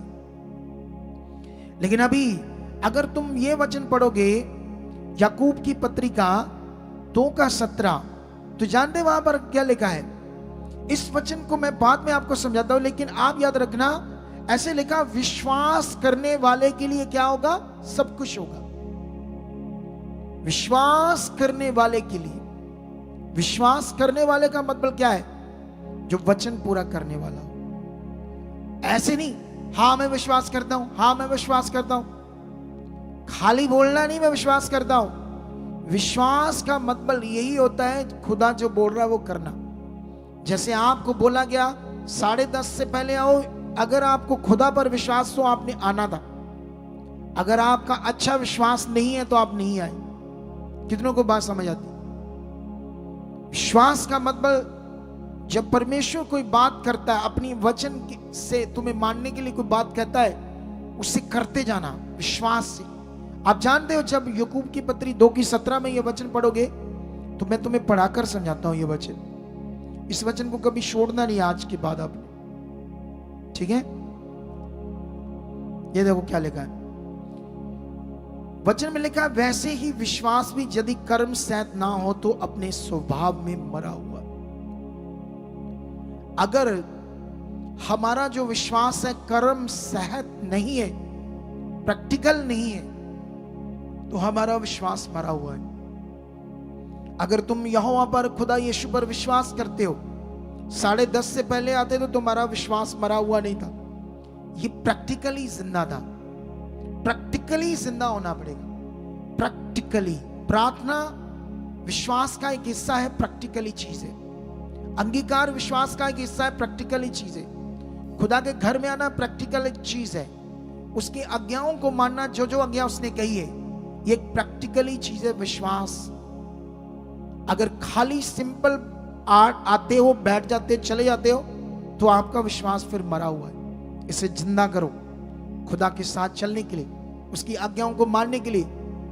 विश्वास का मतलब ये नहीं कि अब तुम आजाद हो, जो मर्जी करो।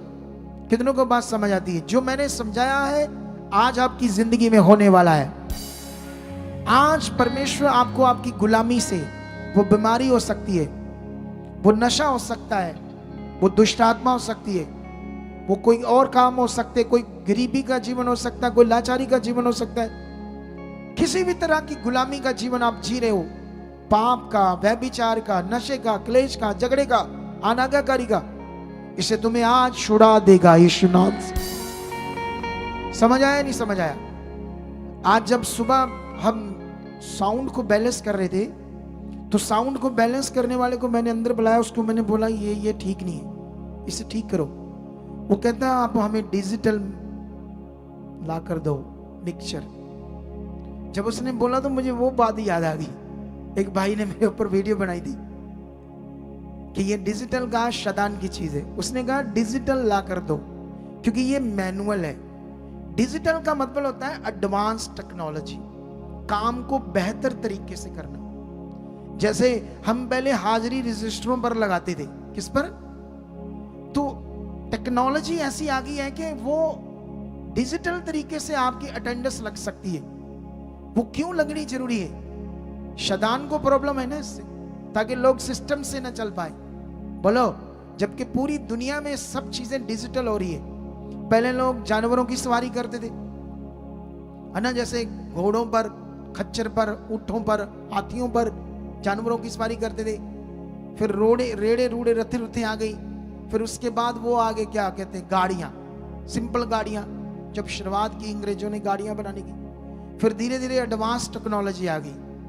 अब देखो गाड़ियां कितनी पावरफुल है, 250-300 की स्पीड में भी गाड़ियां आ चुकी है। और उससे भी ज्यादा स्पीड क्या आ गई, और एडवांस टेक्नोलॉजी, एरोप्लेन। हालेलुया। ये सब डिजिटल चीजें हैं। परमेश्वर ने इंसान को बुद्धि दी है ताकि वो अपने कामों में आसानी से चीजों को फायदा ले सके। लेकिन इस बीच में हाँ, शैतान काम कर सकता है, क्योंकि शैतान तो हर चीज में काम कर सकता है। वो तो परमेश्वर के वचन को भी बोलकर आपकी जिंदगी में काम कर सकता है किसी के द्वारा, इसे आगे पीछे करके। बोलो, समझ आया नहीं समझ आया? ऐसे लोगों से दूर रहना है और अनुशासन में रहना है। अगर आप यहां मिरेकल, चमत्कार, पावर को देख रहे हो, अपनी जिंदगियों को बदलता हुआ देख रहे हो, आशीष को देख रहे हो, तो ये खुदा की चीज है, मेरी चीज नहीं है। अगर चंगाई तुम्हें मिलती है तो कौन देता है? और कुछ यूट्यूबर चंगाइयों के भी खिलाफ है। कुछ ऐसे मसीह लोग हैं जो चंगाइयां भी कहते हैं शैतान की है। कितनों को बात समझ आती है? ये तुम्हारे जीवन में जब चंगाई होगी, तुम्हारा भला होगा, तुम्हारा रोग जाएगा, तुम्हारे हालात जाएंगे, तो ये तुम्हारे लिए कौन करेगा? मैं या परमेश्वर? वो तो मुझे यूज करेगा। तो इसीलिए ऐसे लोगों से दूर रहना, ऐसी वीडियो से दूर रहना जो डिजिटल चीजों के कनेक्शन शैतानी चीजों से करके। हाँ, वो तो हर चीज में काम कर सकता है शैतान। वो तुम्हारी सोच में काम कर सकता है, तुम्हारे मन में काम कर सकता है, तुम्हारे जाते टाइम तुम्हारी कारों में, गाड़ियों में भी काम कर सकता है, अगर हम खरे नहीं है, वफादार नहीं है। कितनों को बात समझ आती? इसलिए हमें आज्ञाकार बनना है, इसलिए हमें उसकी इच्छा में रहना है। जो रहेंगे वो पावर को देखेंगे यीशु मसीह के नाम। भविष्यवाणी में बोलता हूं, तुम्हारी चंगाई हो रही है, क्योंकि उसने लंगड़ों को चलाया, अंधों की आंखें खोली। इस देश पर, मिस्र के ऊपर परमेश्वर ने अपनी शक्ति को प्रकट करके उस देश के राजे को हिलाकर रख दिया। उसके पूरे पानी को लहू बना दिया। उसके पूरे देश में मेंढक आ गए, हर चीज में मेंढक थे। उनके जादूगरों ने भी मेंढक बना दिए। लेकिन जो परमेश्वर कर रहा था वो नहीं कर सकते थे। वो खुदा है जिसका भय मानना हमें, और जब भय मानोगे आज उसकी शक्ति को देखोगे यीशु मसीह के नाम से। और मैं चाहता हूं कि इससे पहले तुम अपने मुंह में प्रभु भोज लो, और यहां से उठना नहीं अगले 10-15 मिनट तक, हिलना भी नहीं, यहां से सोचना भी नहीं उठने के लिए। कितनों को बात समझ आती है? तो आंखें बंद करो, और आंखें बंद करने से पहले इधर ध्यान दो, हम अपना सीट बोएंगे। और मैं तुम्हें एक गवाही देता हूं एक लड़की की, अमृतसर की लड़की है, ये चौभाल रोड एरिया है, उस तरफ से आती थी। वो गरीब घर से थी, इंटेलिजेंट थी, +2 उसने की, नहीं सॉरी उसने ग्रेजुएशन की, और ग्रेजुएशन भी मे भी शायद नर्सिंग में की उसने। ध्यान दो, भी एक लड़की ने, अब उसने बड़े किसी देश में जाना था स्टडी के लिए, कि वहां की स्टडी करके नर्सिंग बने, नर्स बन जाए नर्सिंग करके, क्योंकि फॉरेन में नर्सिंग की जॉब के सबसे ज्यादा पैसे। अमेरिका में तो 9-10 लाख रुपया मिल जाता है, कनाडा में भी 6-7 लाख रुपया मिल जाता है इस काम का। कितनों को बात समझ आती है? मैंने मुझसे मिली और कहती है आप प्रार्थना करो, पैसों का अरेंज नहीं हो रहा। 12-15 लाख चाहिए थे बाहर जाने के लिए, वो भी अरेंज नहीं था, रजिस्ट्री भी नहीं थी। मैंने प्रार्थना की, मैंने कहा एक काम कर, आजकल तो स्पाउस वीजे लगते, शादी हो जाती है, कॉन्ट्रैक्ट मैरिज हो जाती है, तो कॉन्ट्रैक्ट मैरिज भी नहीं करनी तो तू किसी अच्छे लड़के से मैरिज करके चल जा। कहती नहीं, मैरिज नहीं करनी मैंने, मुझे मेरे घर वालों ने पाला पोसा है, हम गरीब हैं, मैं इनके लिए कुछ करना चाहती हूँ अपनी फैमिली के। अगर मैंने शादी कर ली तो फिर मैं अपने घर वालों के लिए कुछ नहीं कर सकती। इधर 12-15 साल वालों को आग लगी हुई है, बदतमीज लड़के लड़कियां हैं। वो 22-23 साल की लड़की कहती मैंने शादी नहीं करनी। 15 साल के बच्चे, मैंने कई माता पिता की बात सुनी, आग लगी हुई उन्हें, शादियां गंदे, ये सोचे फलाना मेरा यार, मैं मर जूंगी, मैं कोठे थले आ जाऊंगी, मैं डूब जूंगी। मैं कहता पकड़ो झुंडे और आप डालो, इनको गोते डालो, ऐसे लोग इनको बंदे बनाओ जो नहीं बनते। सोच कर देखो क्या हाल है, जो वचन को नहीं समझते, जो बात को नहीं समझते। कितनों को बात समझ आती? एक मौका मिला जिंदगी जीने का, एक मौका मिला जिंदगी में कुछ करने का, इन गंदे कामों में पड़ जाओगे ना तो कुछ नहीं कर पाओगे। छोटी सी जिंदगी जीकर खत्म हो जाएगी। बस खुदा के साथ कुछ बड़ा करने का टाइम है तुम्हारे पास, विश्वास से उसके साथ चलो। कितनों को बात समझ आती है? अब वो प्रार्थना की, फिर मैंने उसका मन देखकर तो फिर परमेश्वर ने रास्ता खोला, कनाडा चलेगी।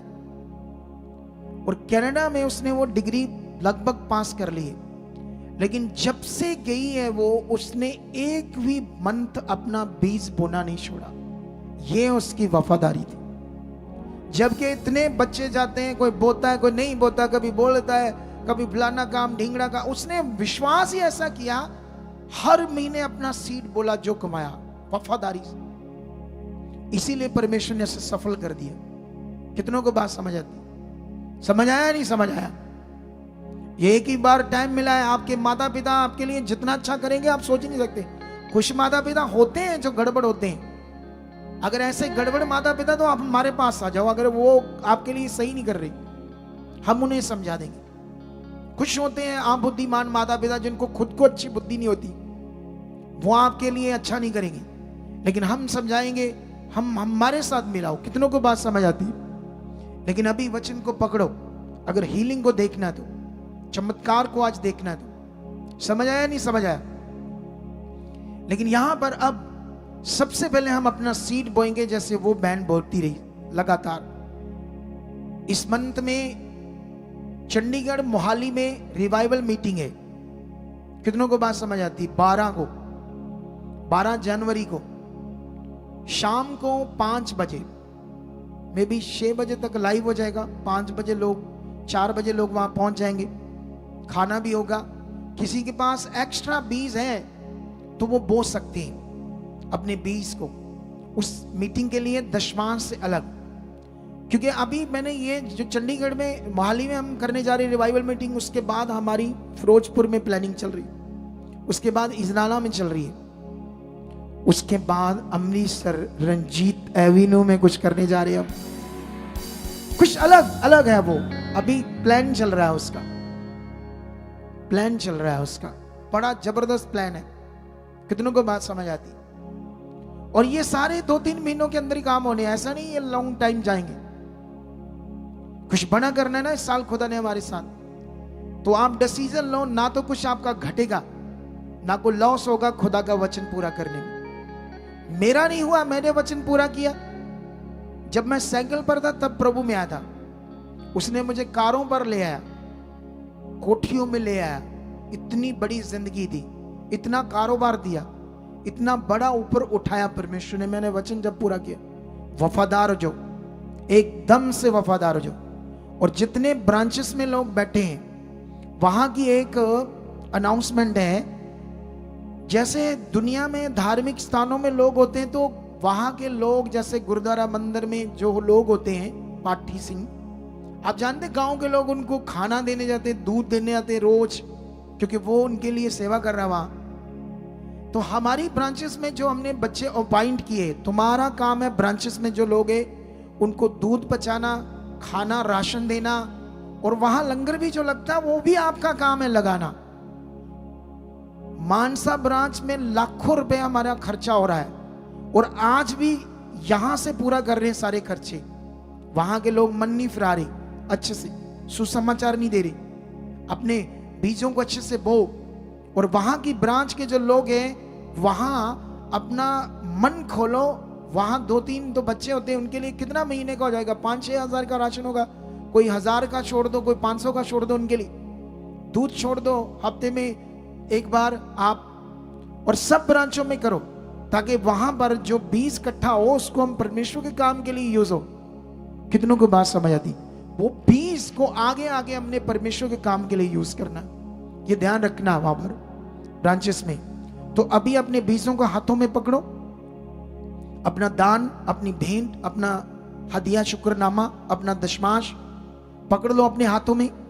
मैं प्रार्थना करूंगा, और उससे पहले ऑनलाइन जो अपने घरों में बैठे हैं, ये HDFC बैंक है हमारी सोसाइटी का, इसको स्क्रीनशॉट ले लो। इसका दूसरा बैंक है कोटक महिंद्रा, इसको स्क्रीनशॉट ले लो। साथ में इन दोनों बैंकों के QR भी स्क्रीनशॉट ले लो, ताकि आप पूरे भारत में इसमें डाल सकते, अपने सीट को ट्रांसफर कर सकते हो।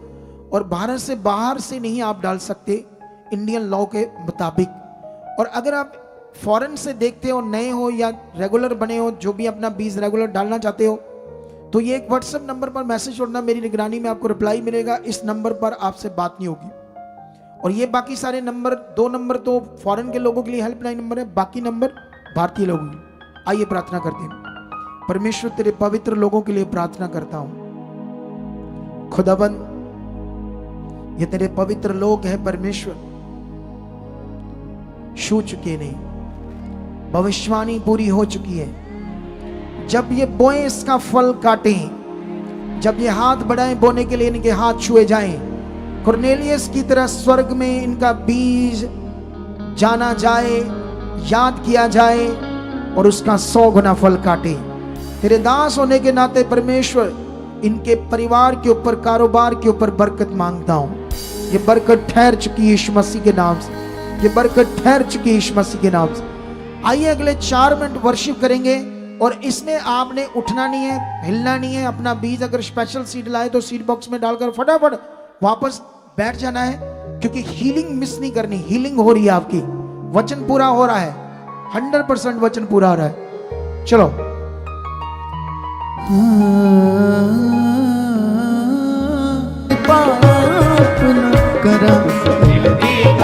हाथों को उठाओ, हाथों को उठाओ। जीवित परमेश्वर, जब आपने चेलों के साथ फसह खाया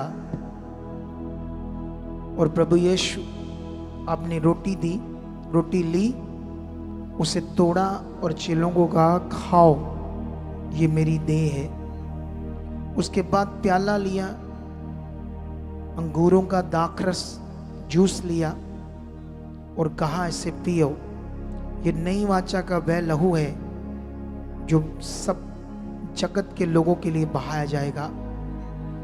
और जो मेरा शरीर खाता और लहू पीता उसमें जीवन है। परमेश्वर पिता, मैं आज तेरी बरकत मांगता हूं, तेरी आशीष मांगता हूं।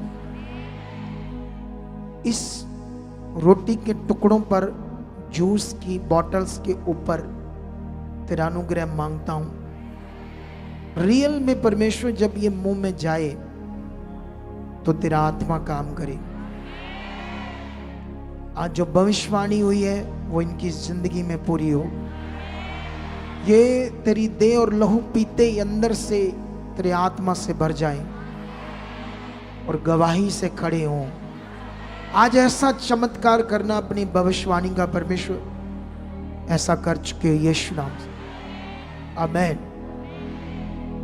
अभी इसे लो, सबके हाथों में देना शुरू कर दो। और आपने वहां अपने हाथ, जब तक मैं नहीं कहूंगा तब तक नहीं खाना। अपने माथे पर लगा के रखना, छाती पे लगाना है तो लगा लेना। जब मैं बोलूंगा तब अपने मुंह में लेना है इसको। गाओ, परमेश्वर आपके साथ है। इस वर्शिप सॉन्ग। कैसी अनोखी है तेरी मोहब्बत, जो तू जग नाल कीती खुदा। कैसी अनोखी है तेरी मोहब्बत, जग नाल कीती खुदा। गुनाहों तो जग नूं बचाउण दी खातिर खुद आप बन के। सुनो, इसे किसी के लिए लेकर नहीं जाना घर में। ऐसा नहीं है मिस्टेक कर दे आपको देने में तो आप लालच करो, क्योंकि ये उसके लिए जो यहाँ बैठा है सिर्फ। और जिसने बपतिस्मा लिया नहीं है, नए लोग हैं तो वो मत लो, ठीक है, उनके लिए नहीं है। बाकी लोग लो, और मार्च में आपको बपतिस्मे दिए जाएंगे। तो अभी शुरू करो, बैठे रहो, चंगाई हो रही है। ऑनलाइन ब्रांचों में खुदा का सामर्थ काम कर रहा है। आपकी जिंदगियों में वो पावर काम कर रही है। बड़े चमत्कार को आज अपनी जिंदगियों में देखोगे यीशु नाम से। गाओ। कैसी अनोखी है तेरी मोहब्बत, जो तू जग नाल कीती खुदा। कैसी अनोखी मोहब्बत, जग नाल कीती खुदा। गुनाहों तो जग नूं बचाउण दी खातिर खुद आप बन के मसीहा तू आया।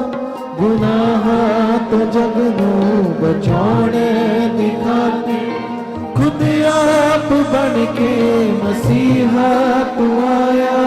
खुद आप बन के मसीहा तू आया।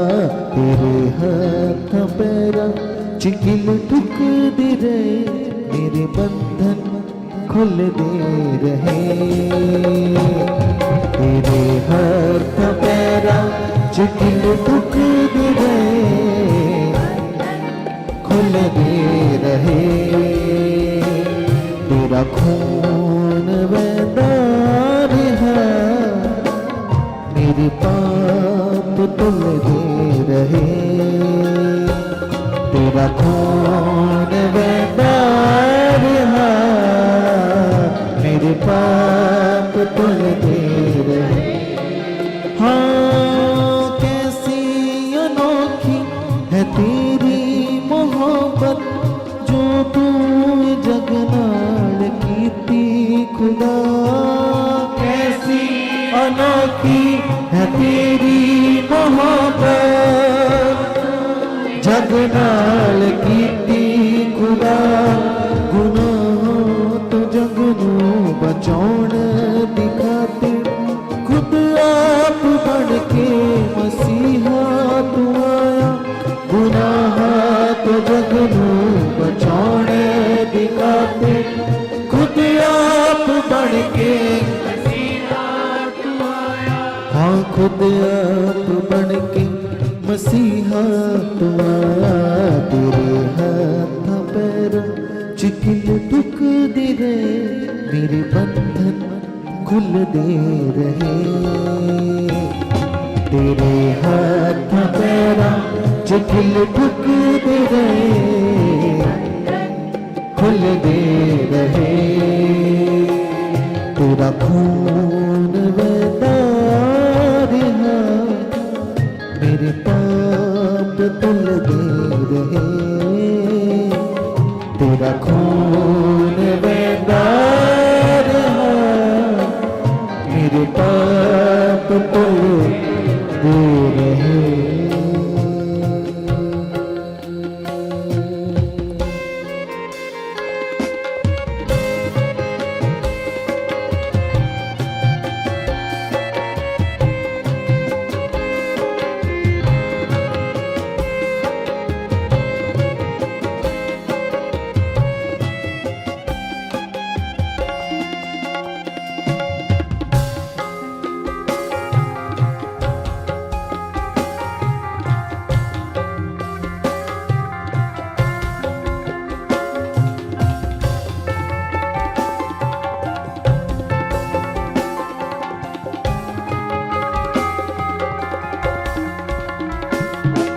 हर एक जो कोड़ा तेरी पिठ ते सी वजिया, ओ मेरे बीमारी दिलाई सी।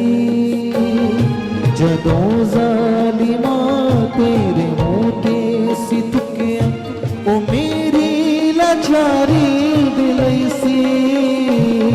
जदों जालिमा ओ मेरी लाचारी दिलैसी, जदों ज़ालिमा सितकिया लाचारी दिलैसी, ओ मेरी लाचारी दिलैसी।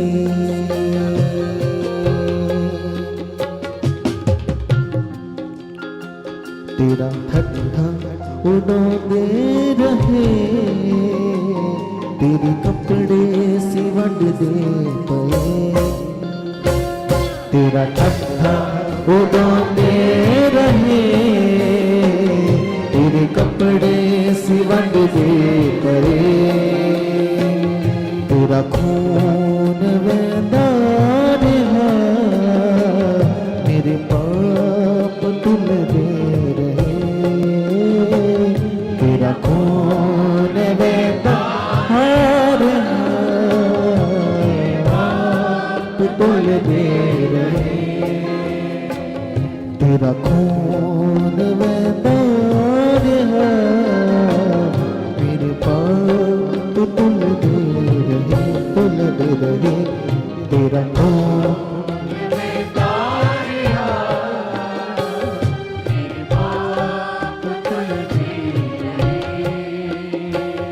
तेरे मौजों असीसी खुदाया, गुनाह चुरल दे पे, तेरे मौजों असीसी खुदाया, गुनाह चुरल दे पे।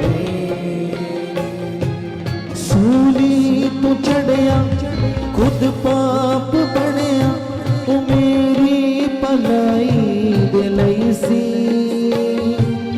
कीता तू खुद नूं वस ज़ालिमा दे, ओ मेरी रिहाई दिलाई सी। कीता तू खुद नूं वस ज़ालिमा दे, रिहाई दिलाई सी।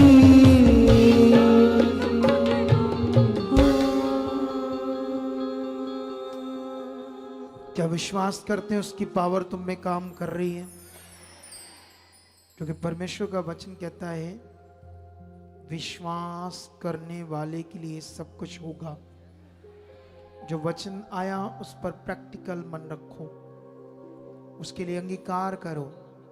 परमेश्वर आज मेरी गवाही बन चुकी, क्योंकि मैं सामर्थ को देख रहा हूं, तुम्हारे शरीर में काम कर चुकी है। वो अंधकार की गंदी शक्तियां जो तुम्हारे अंदर काम कर रही थी, तुम्हारी चंगाई को जिसने रोका था, आज वो रुकावटें टूट चुकी है यीशु मसीह के नाम से। जब तुम्हारे मुंह में ये निवाला जाएगा यीशु की देह का और उसके लहू के घूंट का, तुम पूरे साफ हो जाओगे यीशु नाम से। मेरा पूरा बिलीव है आज इस प्रभु भोज की मीटिंग में जितने लोग सच्चा पश्चाताप कर रहे हैं कि परमेश्वर मुझसे ये गुनाह मैं सुनता रहा, पाप करता रहा, मैं सुनता रहा, आज्ञाकारी में अनाज्ञाकारी बना रहा, मैंने तुम्हें इग्नोर किया, लेकिन परमेश्वर अब बहुत हो गया, ये शारीरिक जिंदगी ने मेरा लॉस किया है, छू मुझे, मैं मन फिराता हूं, आज मैं तेरी मर्जी में रहूंगा।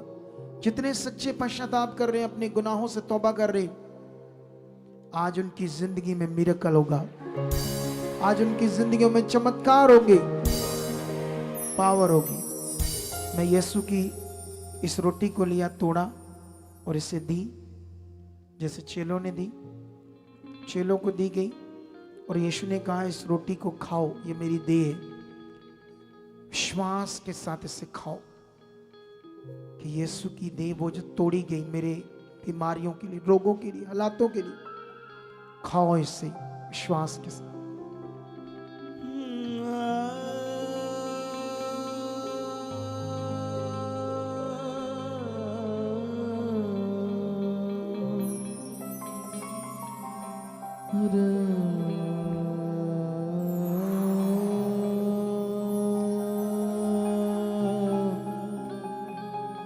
वो आत्मा की सामर्थ काम कर रही है। आंखें बंद रखना, थोड़ी दबाकर बंद करना आंखों को। आज वो पवित्र आत्मा की सामर्थ काम कर रही है। तुम्हारे शरीर में आज कुछ खास हो रहा है। ये प्रभु भोज खाते तुम्हारे अंदर आत्मा की पावर खास काम कर रही है। ये भविष्यवाणी होगी थी पहले से। उसके बाद प्याला लिया और कहा इसे पियो, ये नई वाचा का लहू है जो सारे जगत के पापों के लिए बहाया जाता है, इसे भी पियो विश्वास के साथ। धन्यवाद यीशु, जिंदा खुदा, तूने अपना पवित्र लहू पाया, कोड़े खाए हमारे बीमारियों के छुटकारे के लिए, हमारी गुलामी के छुटकारे से। हम विश्वास करते हैं आज मन फिराते छुटकारा हो चुका। पियो इसे।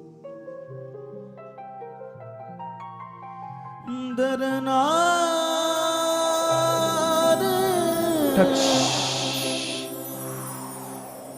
पियो पियो, ऐसे सामर्थ काम कर रही है।